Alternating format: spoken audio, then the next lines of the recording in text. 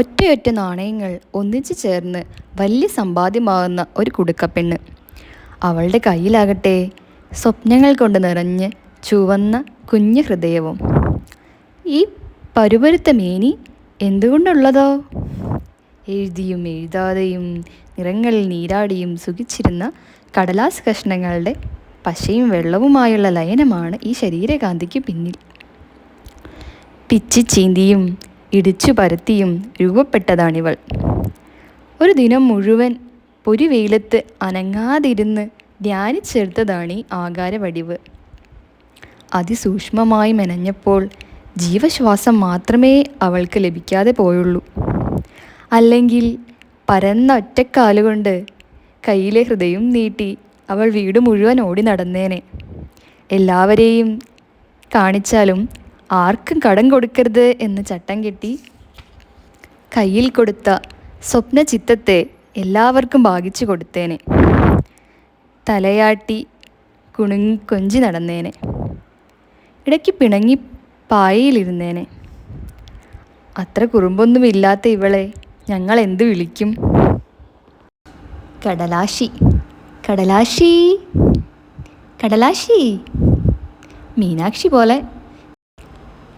മണ്ണിൽ നിന്ന് പിറവിയെടുത്തതിനാൽ മനുഷ്യൻ എന്ന് വിളിക്കുന്നത് പോലെ കടലാസിൽ നിന്ന് പിറന്നവളെ കടലാശ്യൻ എന്നോ കടലാശി എന്നോ വിളിക്കാനാവുമോ? അതല്ല, ഇനി അവളുടെ ഉള്ളിലെ ദൗത്യമാണ് പേരിൽ തെളിയേണ്ടതെങ്കിൽ ശേഖരനി എന്നായാലോ? ഒരു വീട്ടുപേര് കൂടി ഉണ്ടെങ്കിൽ മുണ്ടയ്ക്കൽ ശേഖരൻ പോലെ ആഢ്യത്വമുള്ള ഒരു പേര് തന്നെ. എങ്ങനെയുണ്ട്? പക്ഷേ നമ്മുടെ കടലാസ് പെണ്ണിന് അത്ര ഗമയൊന്നുമില്ല. പിന്നെ എന്തു പേരിടും? പേരിനെക്കുറിച്ച് ആലോചിച്ചിരുന്നതിനിടെ കുഞ്ഞിപ്പെണ്ണിൻ്റെ രൂപം ഏതാണ്ട് പൂർത്തിയാകാറായി. ചെറിയ കൈകളും പരന്ന ഒറ്റക്കാലും ബലമുള്ളതാക്കാൻ ഞാൻ ഏറെ നേരം തട്ടിയും തലോടിയും തഴുകിയും മിനുക്കിക്കൊണ്ടേയിരുന്നു. ഇടയ്ക്ക് മത്സരിച്ച് അടർന്നു നിന്ന കടലാസ് കോശങ്ങളെ മയപ്പെടുത്തി ചേർത്ത് നിർത്തി. അവൾക്ക് നോവുന്നോ എന്ന് എൻ്റെ ഹൃദയം വേഗത്തിൽ മിടിച്ചു. ഒരു പരപ്പൻ കാലിന് ഉൾഭാഗത്തേക്കാണ് ഇനി എൻ്റെ ചില്ലിക്കാശുകൾ വീഴാനിരിക്കുന്നത്. അത് ബലവത്തായേ തീരൂ. ധനം എത്ര വലിയ ബലമാണല്ലേ! പക്ഷെ പലപ്പോഴും അത് നിർഗുണവും ആകുന്നു. സൂക്ഷിച്ച് ശേഖരിക്കുക, സൂക്ഷിച്ച് ഉപയോഗിക്കുക, ഇത് മാത്രമാണ് ഇപ്പോഴും എനിക്കറിയാവുന്ന ധനശാസ്ത്രം.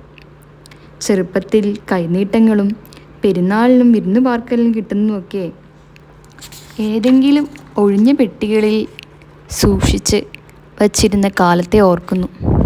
അത് തന്നിരുന്ന ചെറുതല്ലാത്ത സന്തോഷത്തെയും. ഈ സന്തോഷങ്ങളെല്ലാം ഓർത്ത് ഒരു കുഞ്ഞു ഹൃദയം പരത്തി ഉണക്കി വെച്ചു. ശേഖരനി മോളുടെ ഇരു കൈകൾക്കുമിടയിലേക്ക് അതിനെ ചേർത്ത് ഒട്ടിക്കുമ്പോഴും അതിന് നിറം നൽകുമ്പോഴും ജീവസുറ്റ ഒന്നായി അവൾ എൻ്റെ കൈകളിൽ ഒതുങ്ങിയിരുന്നു. ഒട്ടും കനമില്ലാതെ, ഒട്ടും ഗർവില്ലാതെ. ഇനി താൻ ചുമക്കേണ്ടി വരാൻ പോകുന്ന നാണയങ്ങളെക്കുറിച്ച് ഒട്ടും ആദിയില്ലാതെ, ഉള്ളിൽ കനമില്ലാത്തവളെ പോലെ അവൾ എൻ്റെ കൈകളിൽ ഒതുങ്ങിയിരുന്നു അനുസരണയോടെ. പിറന്നു വീഴുമ്പോൾ മുതൽ അവൾക്കുള്ളിലേക്ക് കടന്നു ചെല്ലാനിരിക്കുന്ന ധനത്തെക്കുറിച്ച് എനിക്കും ഒട്ടും ആശങ്കകളില്ല. അതൊക്കെ പോട്ടെ, എന്ത് വിളിക്കുമെന്നതിന് തീരുമാനമായോ? സ്നേഹനിധിയായാലോ?